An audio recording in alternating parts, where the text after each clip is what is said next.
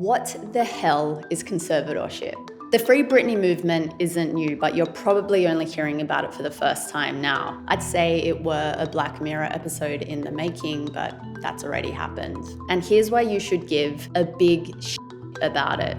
Like a mouse to a cheese trap, Britney is literally the original Mouseketeer, trapped by her infamously cheese-loving father, Jamie Spears. I'm making my baby some cheese grits. Just like Miley Cyrus's character, Ashley O, Britney Spears was forbidden to release her own album, Original Doll.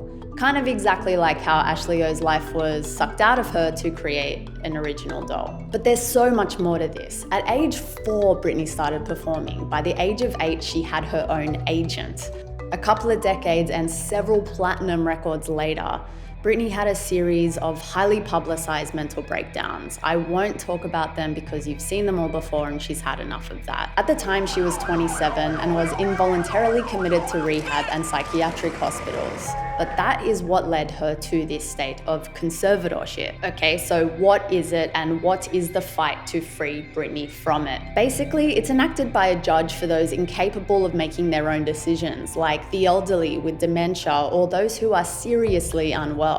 Conservatorship means that Britney suddenly did not and still does not have any control of the $100 million plus that she earns a year, her personal assets and life decisions.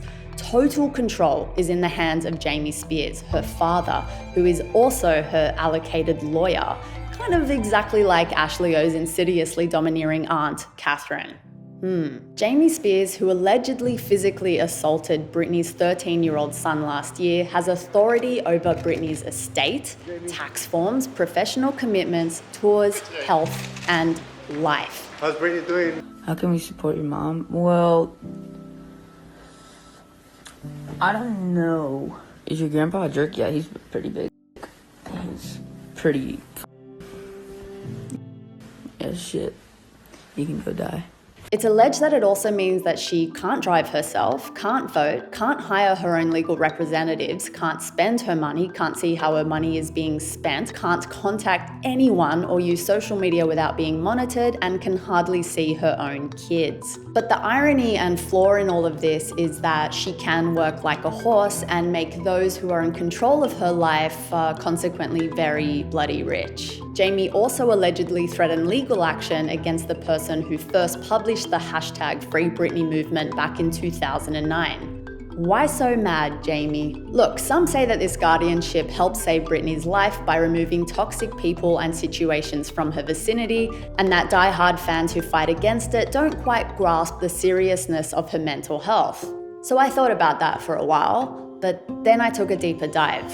Law experts say that this conservatorship is highly unusual for someone as young and as productive as Spears. You see, in 2009, only a couple of months after Britney was deemed seriously unfit to do anything with her life, she was also deemed fit enough to go back on tour and back into the public eye to perform a grueling 4-year Las Vegas residency. In fact, up until last year, 2019, Britney continued to drop an album every couple of years, with one tour alone in 2018 grossing an estimated $54.6 million. She's also completed 4 world tours, performed 248 sold-out shows in Vegas, also launched a luxury clothing brand and perfume line, was a full-time judge on The X Factor, and has sold 150 million records worldwide. So quite high functioning for someone who is being told that they are the opposite. Britney herself said in the 2008 MTV documentary, Britney for the Record, that her restraints were like being imprisoned, saying that, "I don't feel like my life is out of control, I feel like it's too in control." The hashtag Free Britney movement started in 2009, the same year Britney gave a handwritten letter to her then photographer Andrew Gallery, who blew up the internet last year by reading it to the internet. In said letter, Britney confirms every fan's worst fears by saying that she was lied to and set up so that handlers could take total control of her life, divorce, and kids.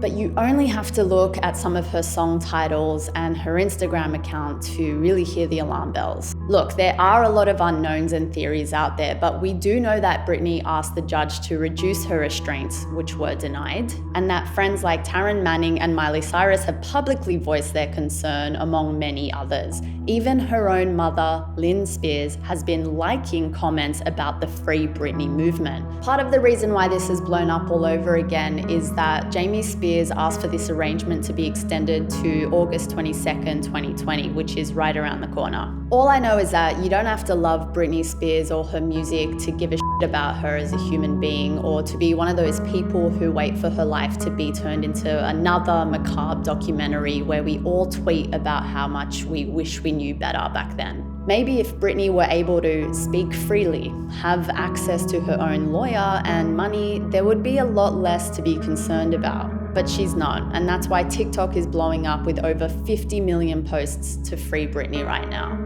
Here at Happy Mag, we're on Team Britney and Team Human Rights. I think anybody who's doing well in the public eye or whatever, there's always going to be a shift because people don't want to see somebody happy all the time.